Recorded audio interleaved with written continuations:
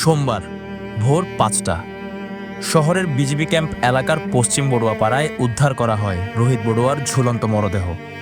প্রথমে ঘটনাটি আত্মহত্যা বলে ধারণা করা হলেও তার ফেসবুক স্ট্যাটাস ও মরদেহের শারীরিক অবস্থা ঘিরে তৈরি হয়েছে নানান রহস্য ও প্রশ্ন। মৃত্যুর আগে রোহিত বড়ুয়া নিজের ফেসবুক অ্যাকাউন্টে একটি স্ট্যাটাস দিয়ে পরিবারের কাছে বিদায় নেন, যা সামাজিক যোগাযোগ মাধ্যমে ছড়িয়ে পড়তেই চাঞ্চল্যের সৃষ্টি হয়। তবে পরিবার বলছে এই স্ট্যাটাসটি রোহিত নিজে দেননি।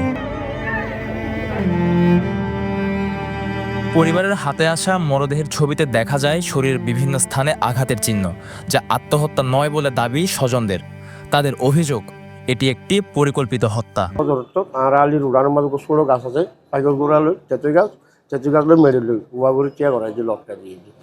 তো দেখি যাওয়ার পরে একটা প্রচুর আঘাত, ইন্ডিয়া আঘাত, তোয়ালত আঘাত, একটা প্রচুর আঘাত, ফিরমান প্রচুর আঘাত, বেগুন বাইরের আঘাত, বড় কিছু দিয়ে আঘাত বুঝতে মনে হয়। আর আলির উড়ানো লটকাই দে বাইরে মারছে মনে হয়, আর দুধ ধারণা বাইরে মারি মরা অবস্থা জানি লক।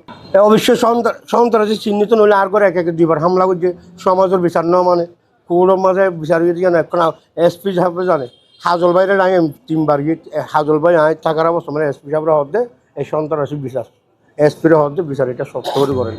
রোহিত বড়ুয়ার আত্মহত্যার ফেসবুক স্ট্যাটাসটি নিয়ে পরিবার স্পষ্ট দাবি করছে এই স্ট্যাটাস তার নয়, হত্যাকাণ্ড আড়াল করতে এই নাটক সাজানো হয়েছে বলে অভিযোগ তাদের। ফাঁসি যেভাবে দিছে ওর মাটি থেকে ওর গ্যাপটা হচ্ছে সর্বোচ্চ আধা ইঞ্চি। আমার জানা মতো এখানে আরো যদি জড়িত থাকে কাছের কেউ জড়িত থাকতে পারে, কারণ ওর ফ্যামিলির এখানে যে আর লিখছে তার ফ্যামিলিকে নিয়ে লিখছে, ফ্যামিলির এগুলো বাইরের কেউ জানবে না। আর ওর পিঠে তো কালো দাগ দেখা যাচ্ছে অলরেডি। পরিবার আরও জানায় ঘটনার আগে গত 24শে অক্টোবর রোহিতের পরিবারের উপর হামলার ঘটনা ঘটে।